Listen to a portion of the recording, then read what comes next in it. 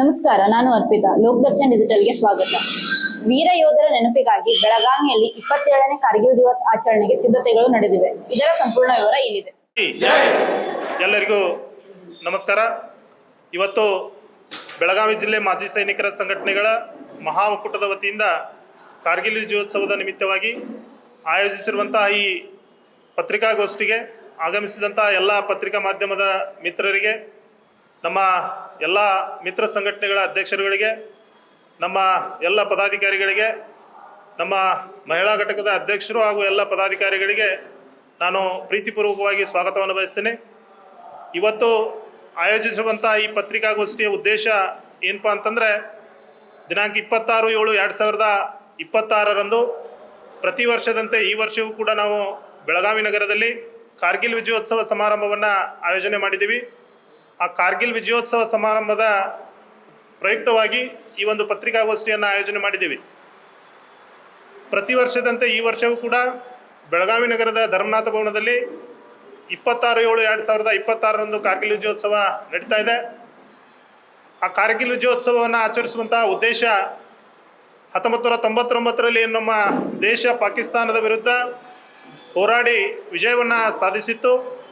ಅದರ ಆ ಯುದ್ಧದಲ್ಲಿ ಸುಮಾರು 550ಕ್ಕಿಂತ ಹೆಚ್ಚು ಜನ ನಮ್ಮ ಸೈನಿಕರು ಹುತಾತ್ಮರಾಗಿದ್ದಾರೆ.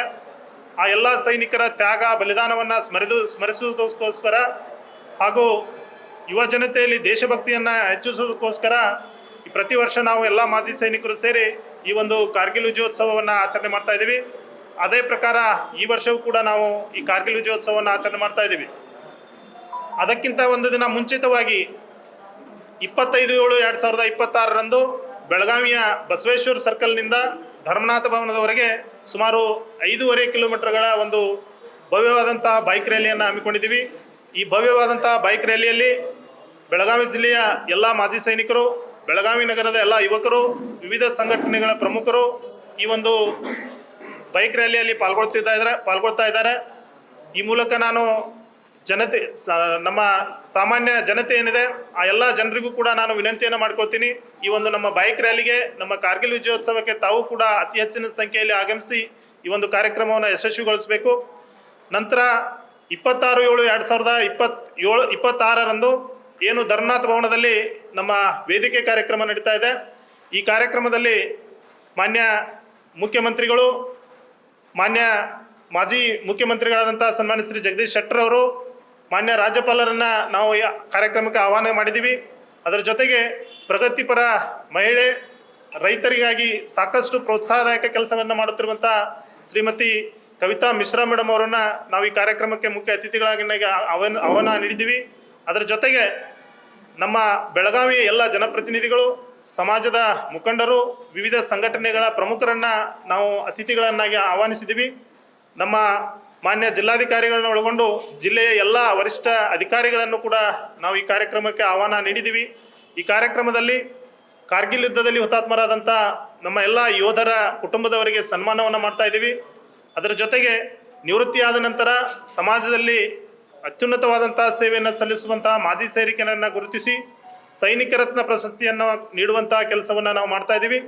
ಅದರ ಜೊತೆಗೆ ವಿವಿಧ ಕ್ಷೇತ್ರಗಳಲ್ಲಿ, ಬೇರೆ ಬೇರೆ ಕ್ಷೇತ್ರಗಳಲ್ಲಿ ಅತ್ಯುನ್ನತ ಸೇವೆಯನ್ನು ಸಲ್ಲಿಸುತ್ತಿರುವಂತಹ ಪ್ರಗತಿಪರ ರೈತರಿಗೆ, ವೈದ್ಯರಿಗೆ ಹಾಗೂ ಪ್ರಗತಿಪರ ರೈತರನ್ನೊಳಗೊಂಡು ಅತ್ಯುತ್ತಮ ಶಿಕ್ಷಕರಿಗೂ ಕೂಡ ನಾವು ಈ ಕಾರ್ಯಕ್ರಮದಲ್ಲಿ ಸನ್ಮಾನಿಸುವಂಥ ಕೆಲಸವನ್ನು ಮಾಡ್ತಾ ಇದ್ದೀವಿ.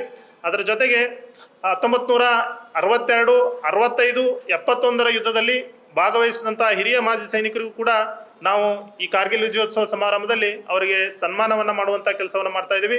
ಒಟ್ಟಾರೆಯಾಗಿ ನಮ್ಮ ಜನತೆಯಲ್ಲಿ ದೇಶಭಕ್ತಿಯ ಬೀಜವನ್ನು ಬಿತ್ತಿ ಜನರನ್ನು, ಯುವ ಜನತೆಯನ್ನು ದೇಶದ ಕಡೆಗೆ, ನಮ್ಮ ಸೇನೆಯ ಕಡೆಗೆ ಅವರನ್ನು ಕರೆತರಬೇಕು ಅನ್ನುವಂಥ ನಿಟ್ಟಿನಲ್ಲಿ ನಮ್ಮ ದೇಶಕ್ಕಾಗಿ ಏನು ಪ್ರಾಣವನ್ನು ತ್ಯಾಗ ಮಾಡಿದ್ದಾರೆ, ಸಾಕಷ್ಟು ಜನ, ಲಕ್ಷಾಂತರ ಜನ ಯೋಧರು ನಮ್ಮ ದೇಶಕ್ಕಾಗಿ ಪ್ರಾಣವನ್ನು ತ್ಯಾಗ ಮಾಡಿದ್ದಾರೆ.